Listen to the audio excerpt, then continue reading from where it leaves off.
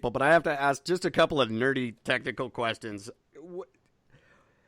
For as far as just the basic comic, is there a software out there that's any good at all for putting together a comic? I mean, yeah, there's a lot. So let's assume you are an artist. There's obviously Photoshop, but there's also Clip Studio, also called Manga Studio. I do like On the Clip iPad, Studio, there's but Procreate. Procreate, okay. If you are and also there's if you're for lettering, there's you want to do vector, so you are going to be looking at Illustrator or a similar program that can read vector files. Then there's InDesign, and That's one I haven't tried. and the one for InDesign, and then there's one for Adobe too. There's no, it is Adobe InDesign. There's Quark. Quark is another one that you could use to do layouts. But frankly, when I get books back from my artist, I just use Adobe Acrobat Pro to put them together and order them and paginate them, and cool. and Photoshop. I still have the same Photoshop that I've had for years. That's very cool. And I've been attempting a comic for the last few years, and I really wanted to do a hand-drawn comic, and I realized why people don't do that anymore. It's an insane amount of work, and it's ridiculously time-consuming. So most people that I know will still do Bristol board, which is the 11 by 17 comic book size print with blue lines on it. Right. So they will do Bristol board for pencils, and then they will import it into their computer to do inks, and then they will move from inks and they will do colors usually in Photoshop, and then they'll do letters in Illustrator. So that's usually what people do, or they will go straight to inks digitally, which is my preference for artists to do because it saves a whole lot of time. But it does put a certain look on a lot of the work that you're going to see. It takes a lot to make digital work look hand drawn.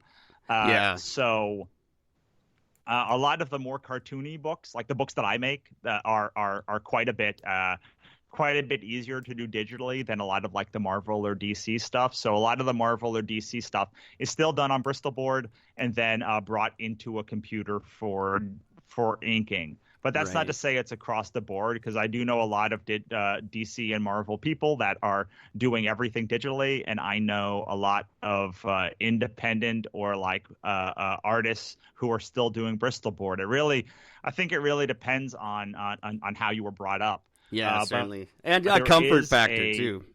I would imagine. Yeah, and also this just so when you're doing it on a Wacom or a tablet. There's a gliding, like a paper has a resistance that a digital screen doesn't. So you can buy a screen protector that actually adds resistance back to the screen to make it feel more like paper. Isn't that funny? I think that's called Remarkable. I know for me, for writing, not so much for art, but for writing, I can't write in front of a screen. I can't write on a keyboard. I need a pen and paper. I'm weird that way. I know a lot of writers who are like that though, who write on paper first and then they will transfer it to their computer. I just have to. I don't know. There's something about it. It's just something about paper. I think I'm weird paper of what's a paperophile? What would you call a? Is there a? There's got to be a term for that. Somebody's obsessed with paper. Yeah, I mean, a lot of my friends who are writers are also like obsessive journalists, like journaling people. Yeah. Like they collect journals and such, and paper and pens are a big thing for them. I personally write on a computer. It's the only way that I can really figure out what I'm going to write. It's natural to me, but the great thing about creativity is that it's different for every human who does it. Absolutely. Hey, just so you know, Eric, you'd be called a papriophiliac. A papriophiliac. I like that. I think I'm assuming I'm butchering the living shit out of that word, but so papriophilia. I'm gonna have to add that into my title somewhere. Papriophilia. I like the sounds of that. Papriophiliac. So, I genuinely don't know. I checked out right when like Seth MacFarlane was coming onto the scene. Where are comic books at? Are they good? Are they bad? What is happening in the world? Kickstarter has allowed a whole bunch of independent comics to exist that wouldn't have a chance to exist before. So it's sort of the golden age of independent comics. That's very DC is doing some really interesting stuff with graphic novels now for teens, and then basically every big studio, every big publishing company from Scholastic to Random House to Macmillan all has at least one graphic novel division. Which has never really happened before. I said Seth MacFarlane, didn't I? That, I meant Todd McFarlane. I'm sorry. You did. Idiot. That's okay. Either could have been okay. It's a bitter acceptable topic for me because I gave away Spawn #1. I read it and I said, this is never going anywhere. This is garbage. I gave it to my friend Robbie. Well, they just came out. I think it may have just came out, or it was supposed to come out before Diamond stopped distributing Spawn number 300. So 300 issues of Spawn. Yeah, that's got to be almost 30 years ago. Up and down. Yeah, I would imagine you're talking about as far as like storylines go up and down, right? So, and I think just the way society kind of goes and fads go, I think there wasn't that kind of like need for escape the last few years. People were kind of not. I don't know what am I trying to say here? I don't know, but I will say that like the amount of comics that you have access to now in great comics has never been higher. Whether you like manga style comics or slice of life comics or Marvel DC comics or horror comics, whatever it is, there are literally hundreds of choices, whether it's in stores or it is in Kickstarter, or it's going to Webtoon, which is huge, or Tapas, which is huge, to find webcomics, or Hiveworks, or there's so many options depending on what you like. You could subscribe to a Patreon. There's just so many ways to find comics. So in your opinion, are they quality, or is it like podcasting where there's are they quality, or is it like podcasting where there's 800,000 that aren't worth checking out, and there's the other 100,000 are good? But I think it really depends on the style of what you're looking for. There's a ton of good comics. There's a ton of bad comics. Comics is really in a bad place right now, at least in America, because with the coronavirus, all comic shops in California and many around the country have been shut down because they're non-essential services. Of course. Our distributor for comics, Diamond Distributors, has stopped shipping new comics starting next week. So most comic book stores are only available, making books available by mail order. You can't even go and get like you can't even go and get a delivery for comics. So if you are interested in getting into, if you are in America and you're interested in getting into comics, then I highly recommend to reach out to your local comic book shop and see what they can do to give you some back issues that you may that may interest you. They have a ton of time to go through and show you exactly what you should what's good and what fits your taste, because the thing that's great about comics now is that there's things for all sorts of tastes. So if you like Archie comics, there's hundreds of different kinds of comics that are like Archie. If you like if you like Spawn, there's tons of comics like Spawn. If you like Barbarella, there's tons of books like Barbarella. If you like Lady Death, hey, there's still Lady Death. Like, who would have thought there'd still be Lady Death almost 30 years after Lady Death came onto the scene? I am a huge fan of Chew. Chew is, I think, one of the greatest. I don't know if that's a comic. It's kind of a, I guess, more comic than graphic novel, but it's absolutely brilliant. Oh yeah, Chew is amazing. Rob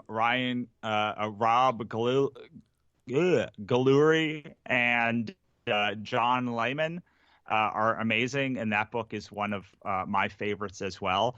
It's another one that has a very tight structure of knowing what